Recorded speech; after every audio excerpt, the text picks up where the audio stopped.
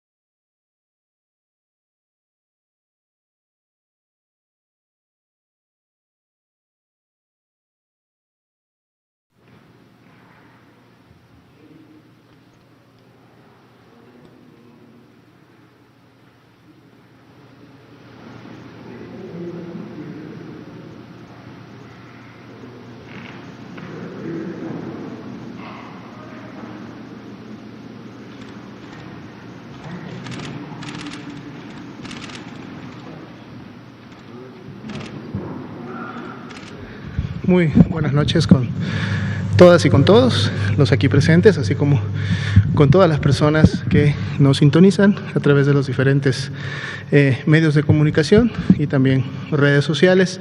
Estamos en Palacio Nacional, en la Ciudad de México, y vamos a dar inicio a la conferencia informativa en relación a la pandemia de COVID-19 en México. En unos minutos más se integra también a la misma el subsecretario de Prevención y Promoción de la Salud, doctor Hugo López-Gatell. Vamos entonces a iniciar actualizando los números, la estadística para esta noche.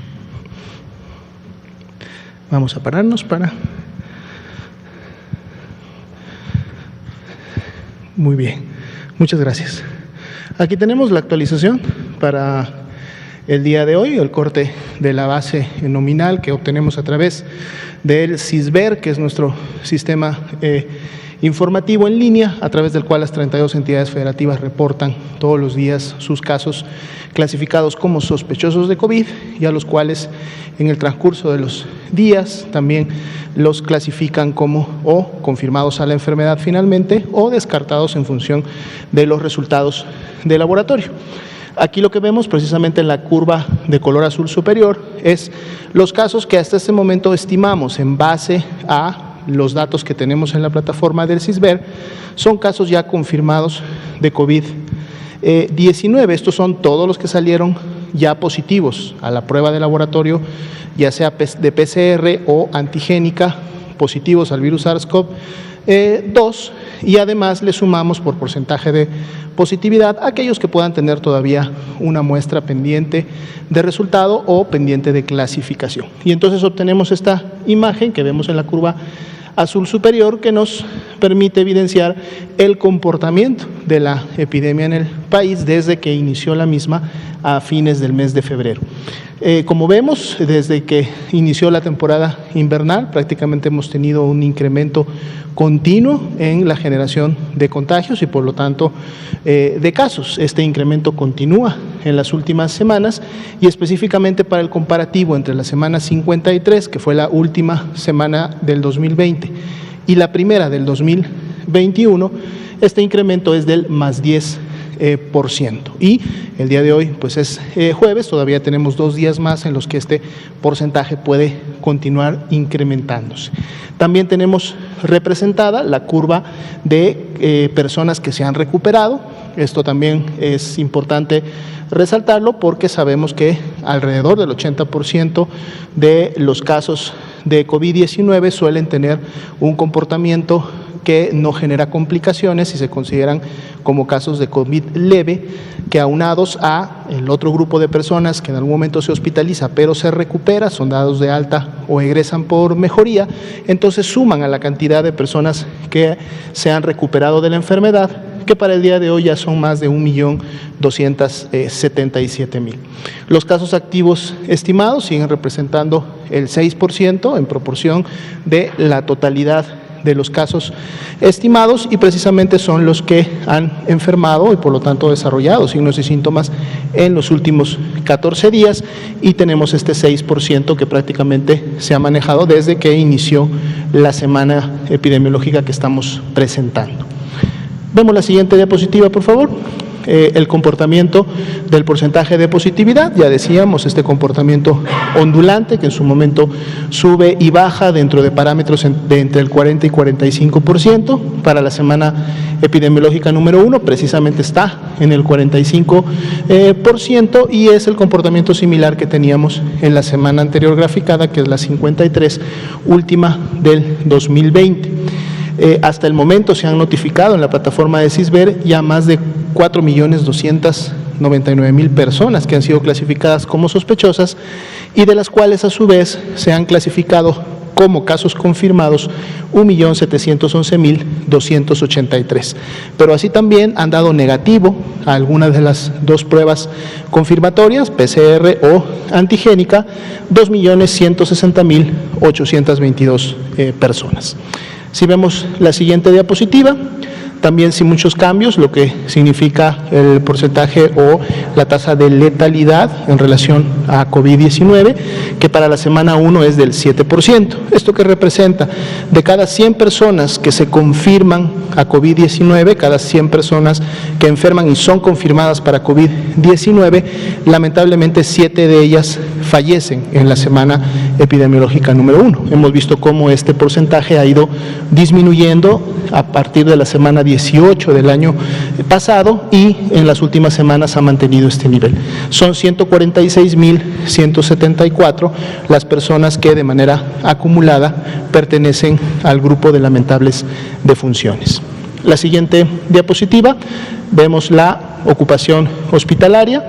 En estos 3 rangos básicos, más de un 70% de ocupación, 9 entidades federativas. A su vez, la que mayor ocupación reporta es precisamente la Ciudad de México, con 89%. Podemos notar que esta ocupación de 89% o un promedio o alrededor de este 89-90% es lo que la ciudad ha reportado prácticamente en las últimas 2-3 semanas. Y esto no quiere decir que no estén llegando más pacientes a hospitalizarse. De hecho, la tasa de hospitalización o la cantidad de pacientes que llegan día a día ha continuado en su momento incrementándose, pero la ocupación se ha logrado mantener entre el 89 y el 90%, precisamente como un buen resultado de los trabajos de reconversión y expansión. Es decir, que día a día, a la par de que más personas requieren una cama de hospital, asimismo se genera una cama de hospital nueva a través de la reconversión o la expansión. Y situaciones similares de seguro encontramos en Guanajuato, Estado de México, Nuevo León, Hidalgo, Puebla, Morelos, Guerrero y Nayarit, que son las 9 entidades que están en este grupo. En el siguiente rango, entre 69 y 50%, se encuentran 8 entidades, 64% en el caso de Querétaro y apenas cruzando el nivel del 50 con un 51%, Baja California y también Jalisco con un 52%. Y son 15 las entidades federativas que tienen más de la mitad, algunas de ellas más del 70, más del 80% de sus camas todavía disponibles para pacientes graves.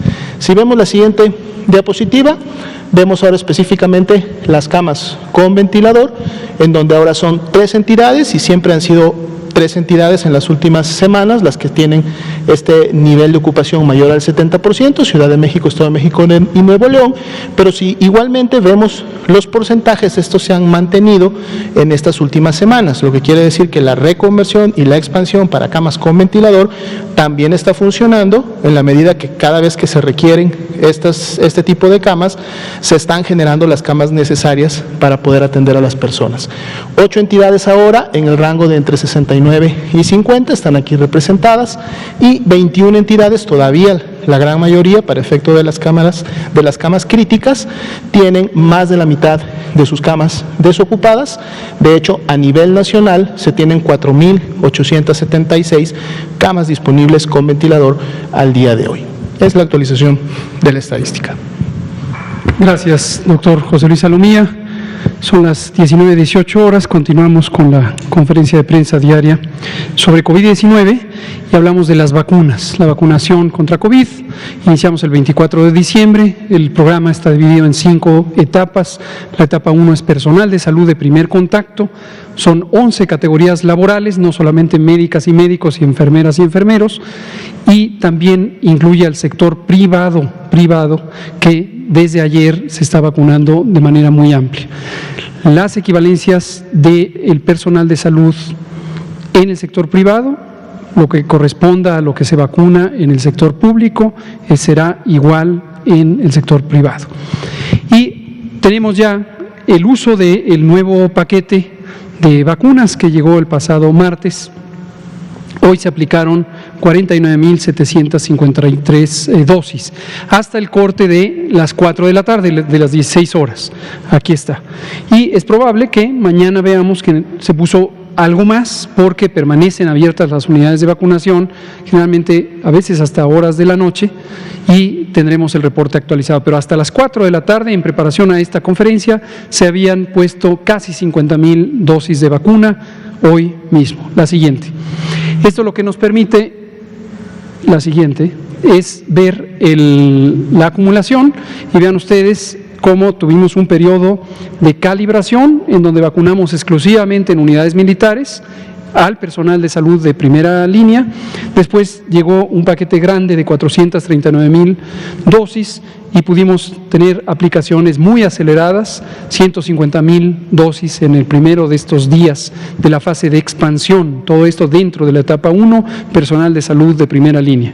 Después hemos completado vacunación en algunas unidades, en espera de que llegara el nuevo paquete, ya llegó el nuevo embarque y hoy pusimos casi 50,000 dosis y volvemos a estar a esa velocidad. ¿Por qué destaco todo esto y por qué insisto en comparar con el curso general de la vacunación?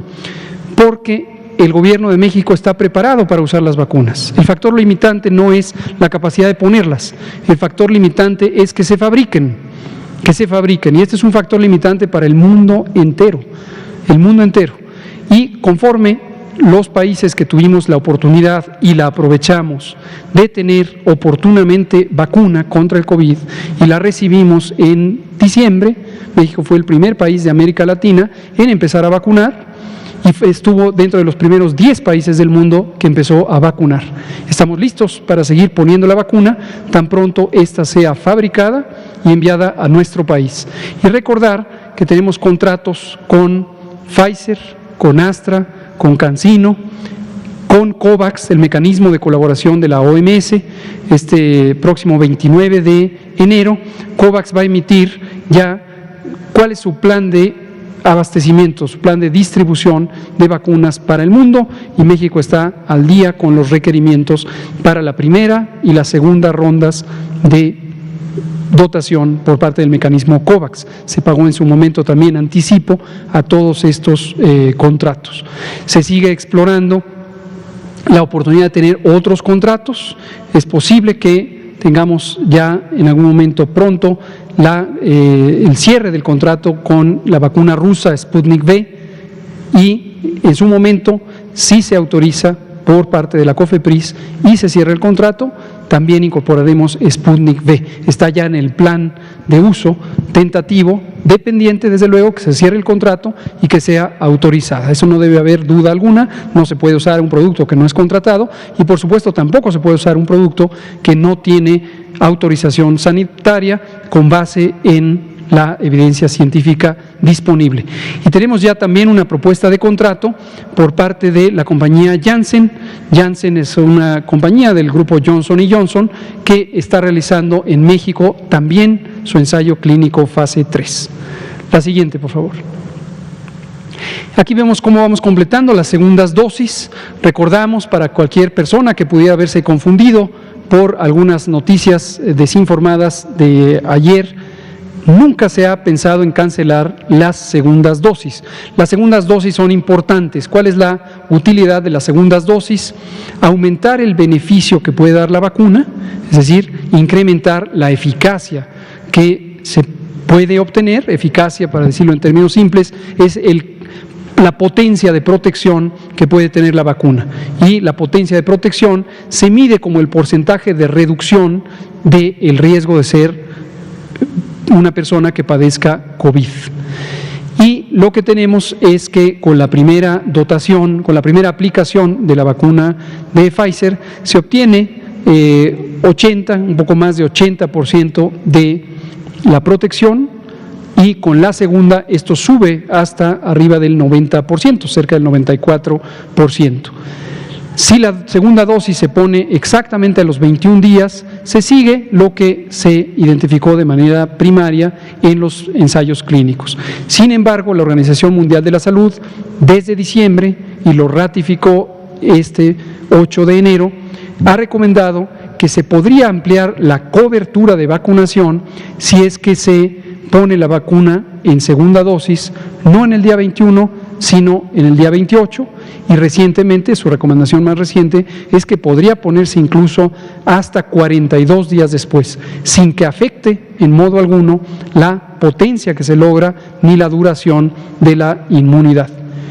Estamos en espera de la comunicación oficial, formal, del Grupo Técnico Asesor de Vacunación sobre esa posibilidad de extender el periodo entre las dosis. si la recomendación es favorable, nos daría flexibilidad de diferir, no de cancelar, diferir, posponer, programar para una fecha posterior, no superior a 42 días, la segunda dosis, pero que quede muy claro, no es cancelación, y segundo, todas las personas que han sido vacunadas en primera dosis hasta el momento está garantizada su segunda dosis. Y aquí lo que vemos es cómo va progresando las primeras dosis y las segundas dosis. Este número es parte de este número porque aquí está incluida la primera dosis de estas 18,018 personas que aquí se está contabilizando su segunda dosis. Y por eso podemos ver el porcentaje de avance, 3%, esto con respecto a aquello, de estas 552,335 vacunas aplicadas. La siguiente, por favor. 22% del paquete que llegó hoy, que llegó el martes y que se distribuyó ayer y que hoy se empezó a poner, 22% ya se logró. La quinta parte de este paquete de más de 219,000 dosis que fueron distribuidas. Aquí se ve la distribución por las entidades federativas, algunas tuvieron un progreso muy rápido, como Aguascalientes, como el estado de San Luis Potosí. La siguiente. Y aquí se ve el avance en el uso de los paquetes y tenemos que ahí es como se va utilizando. Recordar que teníamos reservadas en el Instituto Nacional de Cancerología 35,000 dosis que fueron precisamente guardadas para proteger la posibilidad de garantizar la segunda dosis. En este momento ya fueron desplazadas y van a ser utilizadas próximamente, se quedan estas en reserva con el mismo propósito, Y las dosis perdidas son menos de 0.15% y representan 846 dosis. La siguiente, por favor. Finalmente, los eventos supuestamente atribuibles a vacunación e inmunización. Las reacciones secundarias, para decirlo de manera más simple, ESAVI se llaman técnicamente, eventos supuestamente asociados a vacunación e inmunización.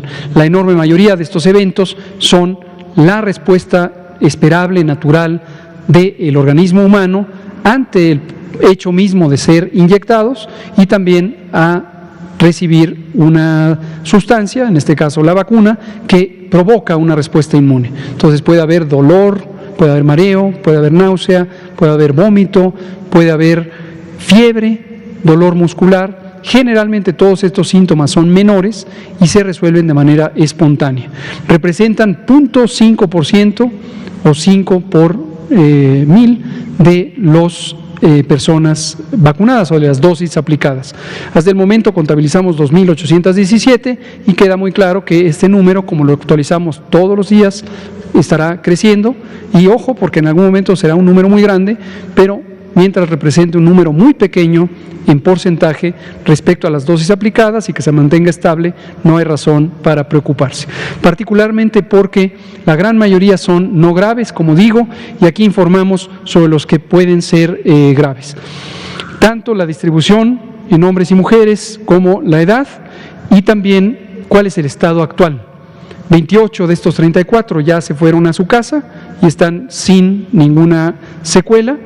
6, que no son los mismos 6 necesariamente de ayer, son personas que a lo largo de la vacunación han estado teniendo estas reacciones. La gran mayoría son reacciones de tipo alérgico con distintos grados de intensidad y salen a casa posteriormente, sin dejar secuelas. Es muy importante tener presente, no tenemos registradas secuelas de la vacuna y no ha ocurrido este fenómeno. La siguiente, me parece que es la última. Perfecto. Vamos a abrir entonces a preguntas y comentarios. Vamos a empezar con Natalia Vitela, Liliana Noble. También usted, por favor. Gracias, buenas noches. Doctor, tengo 3 preguntas. Lo primero que quiero preguntarle es sobre por qué los estados no pueden adquirir las vacunas directamente. Entiendo que hoy hubo una reunión y está esta petición por parte de los estados. Esa sería la primera. Gracias por preguntarlo, Natalia, porque así comentamos con el público lo que efectivamente hoy volvimos a comentar, no es la primera vez que lo comentamos, volvimos a comentar con los gobernadores, la gobernadora de Sonora y la jefa de gobierno de la Ciudad de México, en esta reunión que tenemos frecuentemente, a veces cada semana, a veces cada 15 días, con la Conferencia Nacional de Gobernadores. Y la reunión, recuerden, la organiza la secretaria de Gobernación, la doctora Sánchez Cordero, y participan distintos funcionarios y funcionarias federales.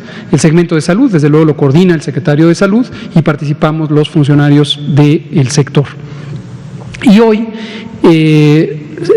explícitamente o directamente, el gobernador Mauricio Vila Dosal, es gobernador de Yucatán y es presidente de la Comisión de Salud de la propia CONAGO, hizo, como acostumbra, de manera muy respetuosa y muy clara, este planteamiento de si las entidades federativas podrían en un momento dado comprar vacuna, y solicitó algún lineamiento técnico, porque en conversaciones previas habíamos comentado que podría existir, en todo caso, si eso ocurriera, un lineamiento técnico. Aquí viene la razón. Vamos a explicarlo de manera puntual, empezando por entender la situación mundial. Una pandemia es una epidemia que afecta a todo el mundo. Y en este momento, todo el mundo, literalmente todo el mundo, no es una metáfora, es todo el mundo, toda la humanidad, vaya, toda la especie humana está afectada por esta epidemia. La producción de vacunas es limitada. Primero porque hay pocos proyectos de vacuna que han terminado su fase de investigación y desarrollo y han probado ser de calidad, seguras y efectivas o eficaces, y pocas han logrado autorización de uso de emergencia. Segundo, porque dentro de ese conjunto, que hasta el momento son 11 con demostrada eficacia y seguridad, no todas todavía con autorización de uso de emergencia en suficientes países, están fabricando las vacunas no existían, evidentemente no existían, y las están fabricando. La velocidad a la que se pueden fabricar, uno quisiera que fuera inmensamente grande, hasta alcanzar la necesidad. ¿Pero cuál es la necesidad mundial? El número de habitantes del mundo, más de 7,000 millones. El mundo tiene más de 7,000 millones de habitantes y uno necesita 7,000 millones de dosis de vacuna. De hecho, el doble, porque la mayoría tienen dobles esquemas, 14,000 millones de vacunas. Es muy importante tener claro que no es realista pensar que eso va a ocurrir en una semana, en un mes, en 6 meses, quizá no en todo el año. Las predicciones o las proyecciones son que si nos va bien, estoy hablando del mundo hasta el momento, si nos va bien, tendremos suficientes vacunas para vacunar a la población mundial por allá del año 2022, el mundo. Muy pocos países hemos tenido acceso a las vacunas porque los gobiernos de esos países, incluido el de México, hemos hecho gestiones para conseguir la vacuna y las hicimos con mucha oportunidad, y eso depende mucho de la capacidad del propio país, incluyendo su servicio exterior.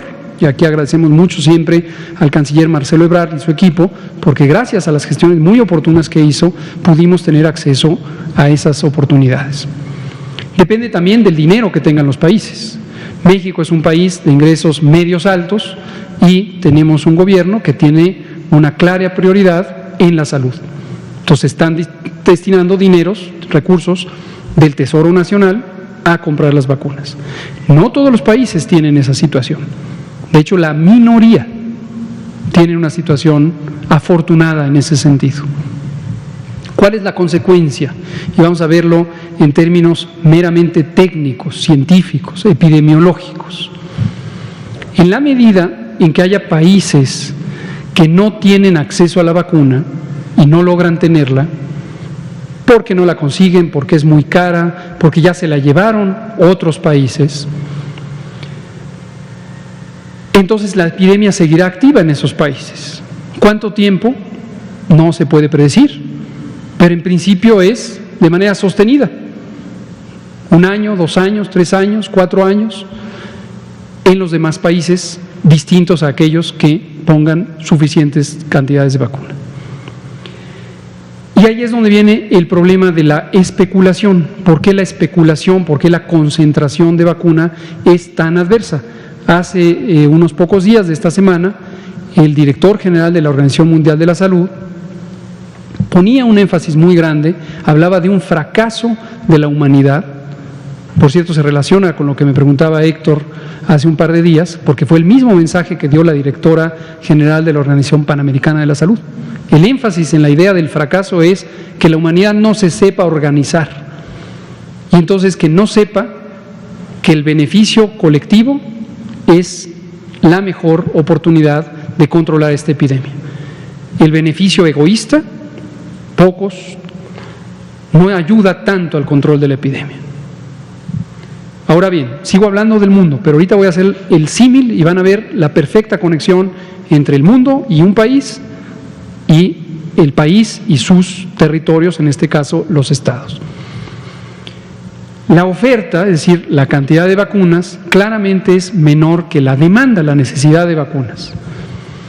Y como dije, todavía no está claro cuándo llegaremos al punto en que la oferta, la cantidad de vacunas existentes y disponibles, sea al menos igual que la demanda, la necesidad, o mejor aún, más que la demanda, porque eso además ayudaría a tener vacunas más baratas, más fácilmente disponibles, etc.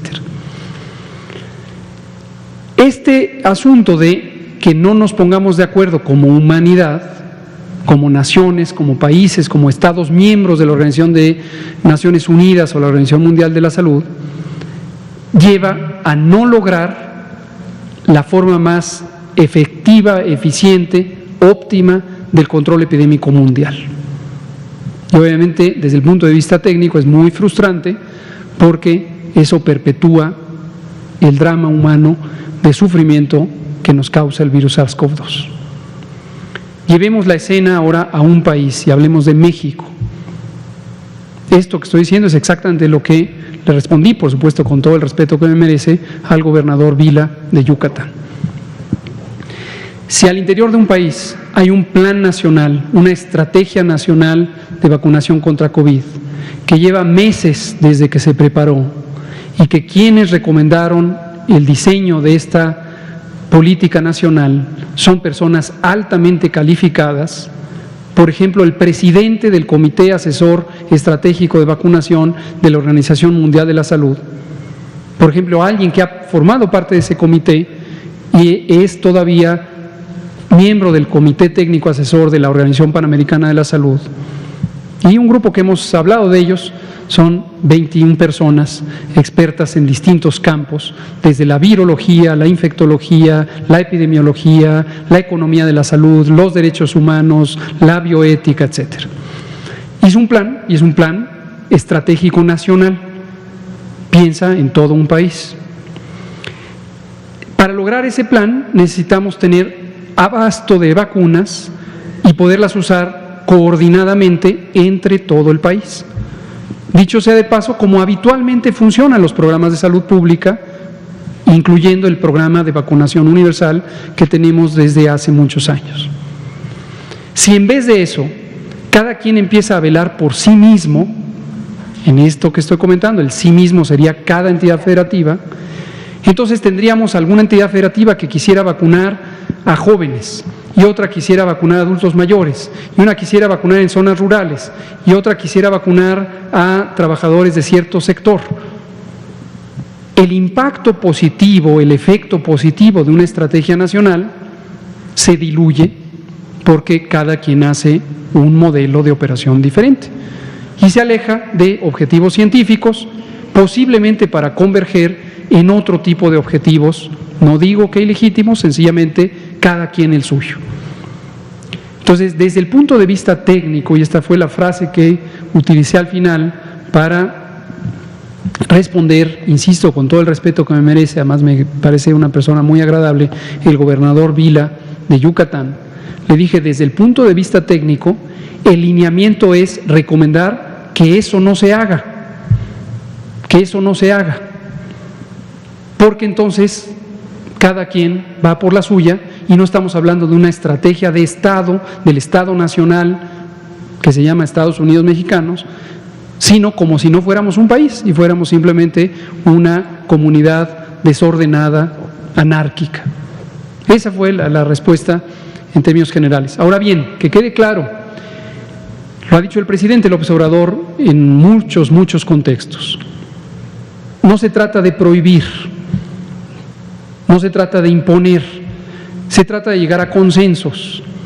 Y para llegar a consensos, lo que se requiere es voluntad, conciencia del interés superior de la nación y no de las partes de la nación.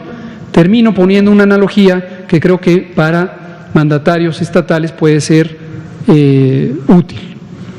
¿Qué tal si en un estado ahora fueran los municipios los que quieren comprar la vacuna y cada uno la pone de la manera que quisiera? Los mandatarios y las mandatarias estatales experimentarían directamente la consecuencia de ese desorden en donde cada quien quisiera hacer su voluntad de acuerdo a distintos modelos de interpretación de la salud pública. Más aún, pensemos ahora al interior de un mismo municipio que cada poblado quisiera tomar decisiones, comprar la vacuna y la pone de la manera que quisiera. Y ahora al interior de cada poblado, cada colonia quisiera hacer lo suyo. Y al interior de cada colonia, cada familia quisiera hacer lo suyo. Entonces, cuando uno piensa en orden, cuando uno piensa en diálogo, cuando uno piensa en el interés superior, generalmente llega a la conclusión de que lo colectivo es mejor que lo individual. Pero se respeta desde luego los derechos individuales. Gracias. La segunda pregunta es, ¿a qué acuerdos han llegado o cómo va la negociación del presidente con Pfizer respecto a que haya un cargamento antes del 15 de febrero? Y lo tercero es, ¿qué opciones va a haber para los para las personas que tienen enfermedades alérgicas respecto a las vacunas que hay actualmente? Gracias. Gracias. De Pfizer todavía no tenemos respuesta, es muy reciente, apenas fue ayer o anteayer la conversación que tuvo el presidente López Obrador con el gerente general de Pfizer a nivel internacional, y el acuerdo fue que en unas pocas semanas, dijo el propio gerente, in a few weeks. Entonces vamos a esperar. Respecto a alternativas para personas que tienen alergias graves y por lo tanto tienen una contraindicación relativa de uso de la vacuna de Pfizer, no hay todavía una opción, otra que esperar a que vengan las otras vacunas.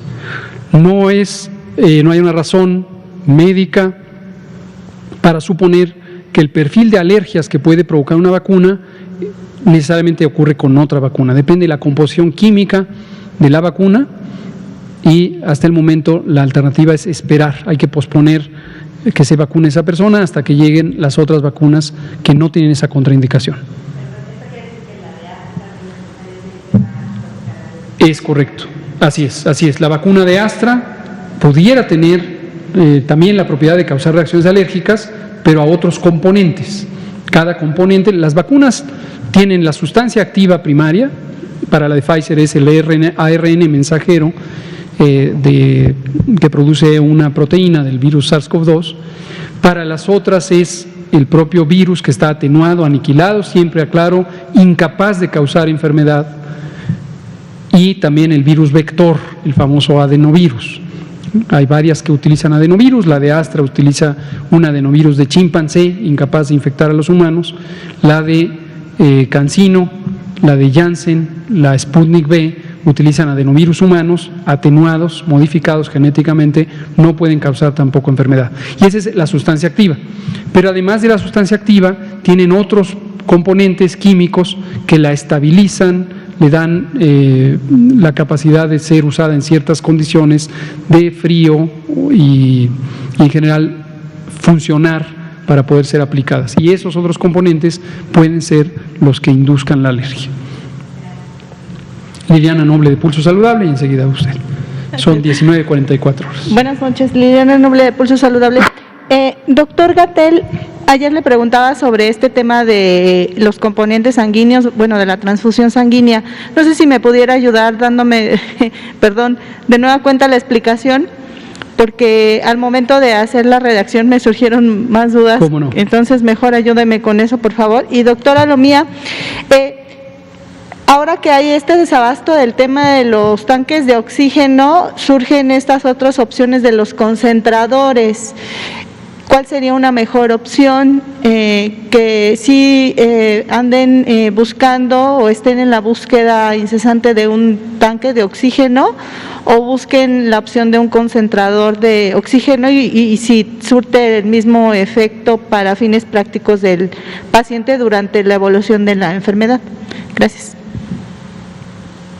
Comento pero brevemente sobre lo que me pregunta, pero vamos a invitar a nuestro director general del Centro Nacional de Transfusión Sanguínea, el doctor Jorge Trejo Gómora, que es una persona muy competente, ha venido varias veces aquí a hablar de transfusión, para que hoy nos explique, no hoy, pero en próximos días, nos explique justamente de lo que estábamos hablando. En términos generales, solo lo explico. Hoy nuestro alineamiento de vacunación considera como contraindicación de la vacunación el haber sido transfundido. Y nos explica el doctor Jorge Trejo, y esto también lo escuchó y respaldó el comité, el grupo técnico asesor de vacunación, que algunos productos de la sangre, como los glóbulos rojos o los factores de coagulación que se utilizan para las personas que tienen hemofilias, no deberían considerarse como contraindicación, porque la transfusión de estos productos no tiene plasma, y el plasma es donde pueden estar los anticuerpos que se inducen con la vacuna. Pero vamos a pedirle al doctor Jorge Trejo que venga, nos lo explique en detalle, nos ponga unas diapositivas para que quede completamente claro.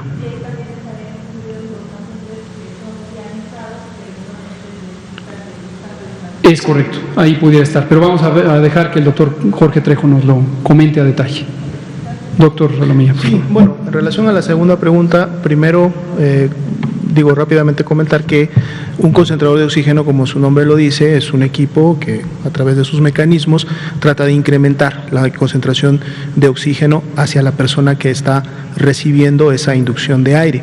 Sin embargo, aquí el punto importante que tenemos que resaltar es que uno no debe de autorrecetarse el oxígeno, ya sea a través de un tanque de oxígeno como tal, o una vía de oxígeno directa, o uno de estos concentradores de oxígeno.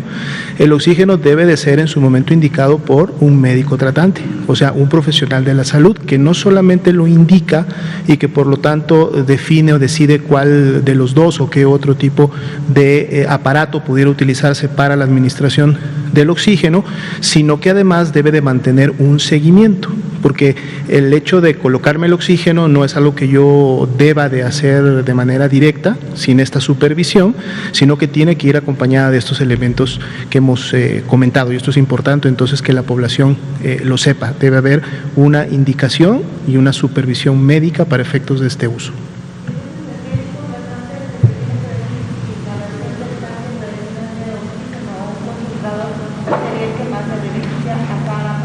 Es correcto. Para fines prácticos, el segundo, el concentrador, pudiera llegar a suplantar o en su momento contribuir a la función de lo que sería el oxígeno directo o concentrado en un tanque, pero finalmente es la indicación del médico la que tiene que prevalecer. Aquí aprovecho con este tema de los tanques de oxígeno. Ayer vi circular en redes sociales un video de una persona que compró un oxigenador de peceras, un aparatito eléctrico que se conecta a la energía, tiene un tubito, y ese tubito lo adaptó a uno de los dispositivos que se utilizan médicamente para recibir finalmente el oxígeno.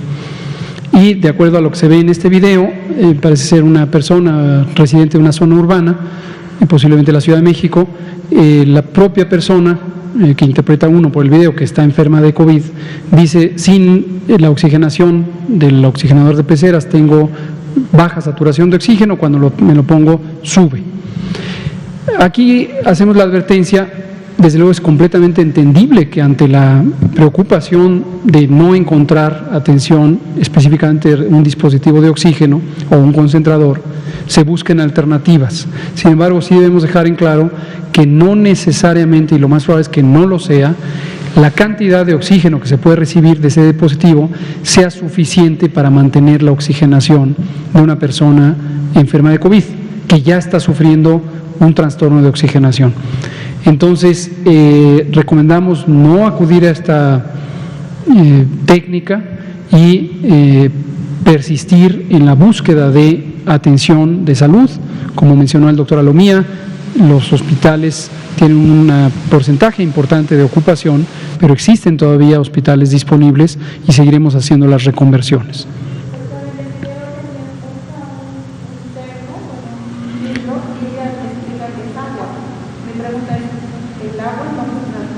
No, este es un dispositivo de uso médico, ese que se ve en el video, que sí se usa para humedecer el oxígeno, digamos el aire oxigenado a una concentración mayor de oxígeno que circula por este dispositivo, y ese es su objetivo, pero el agua no se pasa al tubito.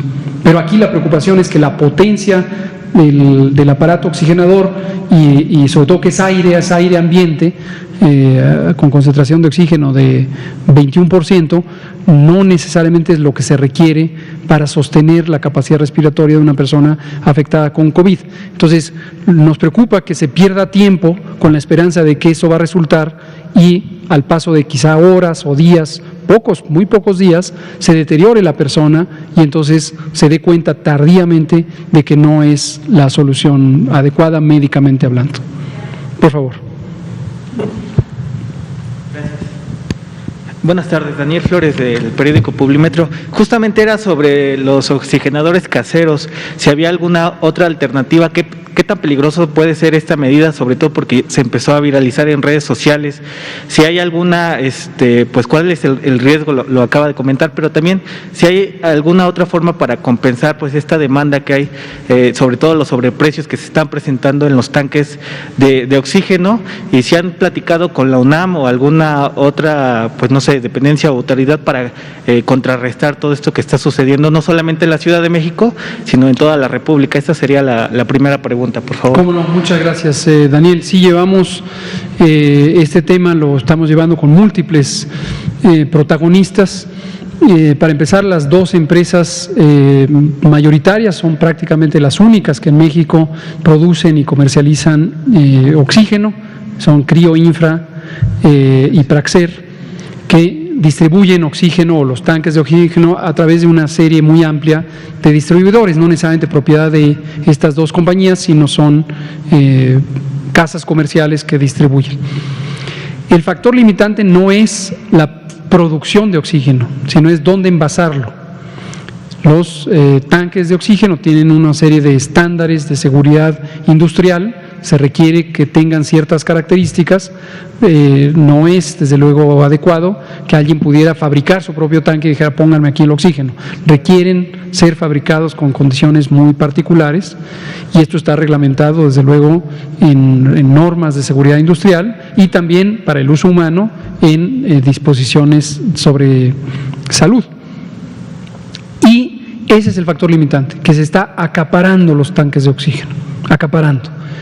La situación posiblemente común es una familia que ante la preocupación de que pudiera alguien padecer COVID, mejor consigue un tanque y lo tiene en casa y prefiere pagar la renta. La mayoría de las adquisiciones de tanques para uso doméstico, para uso personal, es decir, fuera de hospitales, son por renta. Hay quien de plano lo compra, entonces lo tiene ahí, y si eso es una persona o una familia no pasa nada, pero si son miles de familias o decenas de miles de familias, desde luego se acaba la cantidad de tanques disponibles. Para cada quien que tenga el tanque en casa es totalmente entendible, desde mi punto de vista completamente legítima su motivación de asegurar que está protegido, vamos a decir, en tener la posibilidad de usarlo. Pero hay que pensar que por cada persona o cada familia que haga eso, hay 1, 2, 3, 5, 7, 20 familias desesperadamente buscando un tanque de oxígeno porque lo necesitan en ese momento. Tiene que ver con lo que platicábamos, Natalia Vitela, justo de las vacunas. Aquí se ilustra muy claramente cómo cuando las sociedades no se organizan, cada quien trata de protegerse a sí mismo. Y esto está descrito en innumerables textos de manejo de crisis, protocolos de seguridad, e incluso está estudiado en la evolución de las especies en general. Los biólogos evolucionistas saben que las especies que tienen la mejor capacidad de supervivencia son las especies que saben colaborar, las especies que compiten unos con otros, los miembros de la misma especie, por los recursos, perecen. Entonces, llevado a esta situación tan cotidiana y tan dramática, cada familia, cada persona que tenga un tanque de oxígeno que no lo necesite en ese momento, le está quitando días, horas y minutos de vida a otra persona y a otra familia. Y a veces puede ser que diga, pues no me importa porque no conozco a las otras familias. Desde luego eso revela una importante afectación de la capacidad de ser solidarios. Pero ¿qué tal si esa otra familia es un familiar que no conoce o con el que no habla en cierto tiempo y después se entera que su acaparamiento contribuyó a dañar a alguien que sí le es significativo? Entonces la recomendación aquí es esa. Ahora, respecto a cómo el gobierno está interviniendo para lograrlo, platicamos precisamente con las compañías que producen, y otro de los elementos que nos indicaron es que además de producir oxígeno medicinal, producen oxígeno para usos industriales. Una parte también muy sustantiva de la producción de estas empresas es para el uso industrial del oxígeno. Y entonces estas empresas están obligadas a cumplir contratos para el uso industrial que restan o demeritan o retardan la oportunidad de tener oxígeno medicinal. Déjeme, le completo la idea. Está por salir seguramente en las próximas horas o días, un par de días, cuando mucho, un acuerdo del secretario de Salud, que es una acción extraordinaria en materia de seguridad general, que prioriza el uso o la fabricación de oxígeno medicinal. Perfecto. Y ante esta escasez y sobredemanda, ¿no se ha platicado comprar tanques de oxígeno al extranjero? Estamos viendo varias opciones y efectivamente esto lo conversamos en el gabinete de seguridad, y el lunes precisamente fue la más reciente conversación específica sobre eso, y el presidente involucró, lo cual me da mucho gusto porque es una persona muy competente, al procurador del consumidor, a Ricardo Sheffield, y él está haciendo una reconstrucción de toda la exploración del mercado que ya venía haciendo con fines de cumplir las funciones de la Profeco y sancionar, cosa que ha ocurrido, abusos, sobreprecios, acaparamiento, pero además ahora está haciendo otra cosa muy benéfica, que es explorar un mapa de oportunidades de dónde podríamos tener reemplazos de tanques de oxígeno. Sí, se ha platicado. Nada más para finalizar, por favor. ¿Cuándo se aplicará la segunda dosis a los que ya se vacunaron en diciembre y ya pasaron estos 21 días, por favor? Se les está aplicando conforme se cumplen los 21 días, okay, y se seguirá por este curso. Muchas gracias. Al contrario, muchas gracias. Quedan 2 minutos. Héctor García, Periódico Basta, Grupo Cantón. Gracias. Rápido, secretario. Los enfermos de VIH, ¿en qué grupo entran? ¿Enfermos de VIH, SIDA? ¿En qué grupos entran de crónicos? VIH. Y uno más así rapidísimo. Ya se está aplicando la vacuna, ya se está llevando a cabo todo esto. ¿Cuál es su duración? ¿Cuál es su duración? Porque si hoy están vacunando y dentro de un año dicen, ¿qué creen? Vamos a vacunar otra vez a todos. No se conoce, esto es la pregunta repetida, la pregunta de Héctor García de Grupo Basta, Grupo Cantón, Periódico Basta, es ¿cuál es la duración de la inmunidad? Hoy vacuno, y en 20 días en promedio tiene anticuerpos, cuánto duran esos anticuerpos o la respuesta inmune, las células necesarias para fabricar los anticuerpos, cuánto tiempo se mantiene. En términos generales no se conoce. De los ensayos clínicos se puede inferir periodos de hasta 6 meses, y esto es porque los ensayos empezaron en julio del año pasado y en algunos de ellos ya se tiene información preliminar de que al menos 6 meses. De la infección natural, hay muy pocas publicaciones científicas que documentan periodos que podrían llegar hasta 8 meses. La pregunta natural y la esperanza de todas y todos es, ojalá durara de por vida. Y entonces, con solo aplicar la vacuna una vez, tendríamos solucionado el problema. Pero la respuesta en este momento es no se conoce la duración con exactitud. Y la segunda pregunta es sobre cuándo se va a vacunar las personas que viven con VIH o con SIDA. Será parte de todo el grupo de comorbilidades. Igual que las personas con diabetes, las personas con hipertensión, etcétera, se les va a ir vacunando progresivamente, usando los ejes de priorización que hemos comentado, la priorización de edad, la priorización de comorbilidades y la priorización de control epidémico. Muchas gracias. Muy bien, son las 20 horas en punto, aquí terminamos. La epidemia sigue, hay que mantener, por cierto, que no se nos olvide, las medidas de precaución, sana distancia, el uso de cubrebocas, lavado de manos, abstenernos de estar cercanos unos a otros y congregarnos en los espacios públicos. La vacunación empezó desde el 24 de diciembre y seguirá de acuerdo a este plan nacional que ojalá logremos todas y todos mantenernos muy unidos, muy coordinados, muy coordinadas para que tenga éxito en México y en el mundo. Muchas gracias.